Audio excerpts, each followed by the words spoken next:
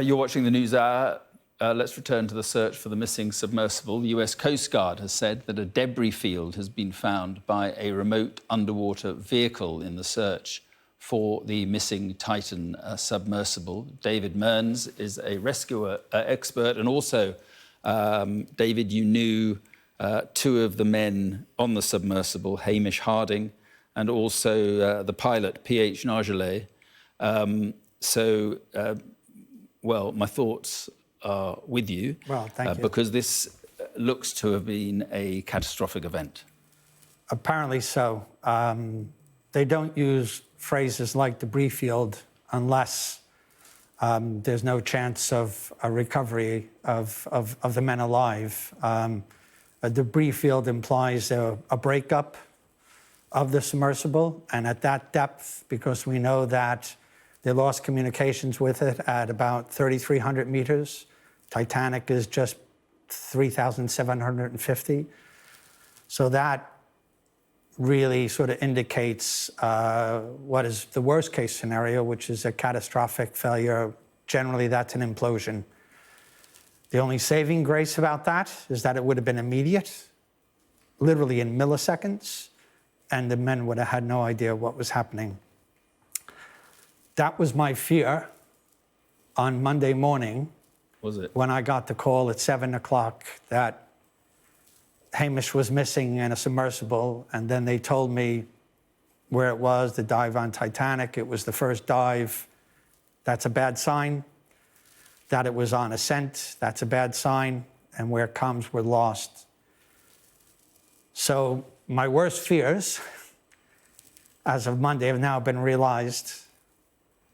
And the only thing is we've gone through these 4 days of concern and worry and hope and praying that the outcome would be different. So, yeah, two friends of mine are gone. And I just learned that, I don't know how many minutes ago. Yeah. Look, and I'm really sorry. And if you are happy to carry on, because it is difficult, just tell us what Hamish and PH were like. Well, they were totally different people from different backgrounds, different stations in life, if you will. One is being paid to be in that submersible, and one is paying a great deal of money to be there. But together, they're two guys' characters that would have got on like a house on fire. I'm sure they would have got on extremely well. As a matter of fact, they were most certainly put together in that dive because either Hamish requested PH or the organizers said, as Hamish being one of the key clients, we want PH to be with you because he will give you a spectacular overview of the wreck and explanation and the history. He knows it like the back of his hand, so you couldn't have a better guide. They were both very accomplished people. PH is almost a legend. I don't think there's many people that have more dives on Titanic than he has. And I've known him longer, more professionally, Hamish more socially through the Explorers Club. And Hamish was just very charming, gregarious guy. I met him at a dinner, we were at a table, and by the end of it, we were planning an expedition together to actually climb Kilimanjaro with our families. And so while they were both experienced people, one lived this life of deep diving, of submersibles, Navy diver. The other one from a different, he's a pilot. Very experienced. Yes, he ran a very... I think, he was in his 70s. Yeah, very... well, I don't think he was in his 70s. He's certainly... I thought he was younger than I was. Oh, was he? Well, yeah, I don't know. I think I read... Well, he hit it very well. Well done, Hamish. Well, it says here he's 77-year-old. French explorer. Oh, no, that's PH. PH, yeah. Yeah, PH is 77, yeah, Yeah, sorry. I thought we were talking about the pilot. Yeah. No, PH actually wasn't the pilot in the submersible. That was the CEO of the company, OceanGate. Oh, Stockton Rush. Oh, PH right. was essentially a guide. Oh, I see. Although, frankly, anybody could pilot the sub because it was a little games controller. But technically, Stockton Rush was the pilot. What PH's job was, as a professional guide, he would sit there and talk people to the wreck, tell them where to go, explain things, and that was his role. So, So when you say that... but Hamish was a professional pilot, as well, was he? Yeah. That was his business. He was a broker of private jets, and he was a pilot, a very accomplished person, and I didn't even know half of his business activities. And so he understood these risks as well. But I'm convinced, and this is what I really think we have to think now beyond what has happened, unfortunately.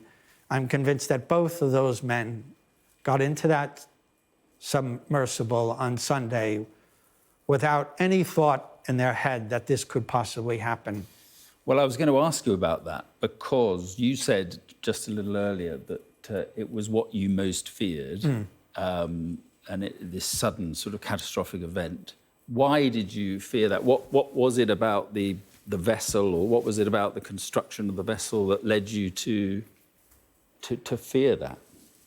It's compared with all other deep diving subs, and for deep diving we mean 4,000 meters and greater. That's ultra deep water. That's a different realm altogether than the kind of shallower submarines that there's a greater population of those now on private yachts and things. And this one was a completely unconventional build. All the other submersibles are a sphere of titanium, built very strong with small portholes of acrylic that you look through. But that strength, that sphere derives its strength from the spherical shape of it, you know? This was completely different. This was a tube with made out of carbon fiber with two titanium spheres on either end, one with a large porthole. And it was made in that shape so it could accommodate a larger number of passengers. Most manned submersibles are only two people, a pilot, a co-pilot, or an observer, or potentially three. The one that James Cameron used, only he could go in it, and you know, is a really small sphere. So this was completely different. Now that alone didn't give me cause for concern. More things I've heard since this accident, or since Monday, has been very worrying, but it was just the nature of it. When a sub is missing for 24 hours and they haven't found it on the surface, then you go to your worst fears, is that it's on the bottom and it's been brought to the bottom because of this catastrophic failure. Because generally, in a situation where you have a problem, you have an abort mechanism that allows you to release ballast weights and then rise to the surface yourself. If they couldn't do that, they were on the bottom.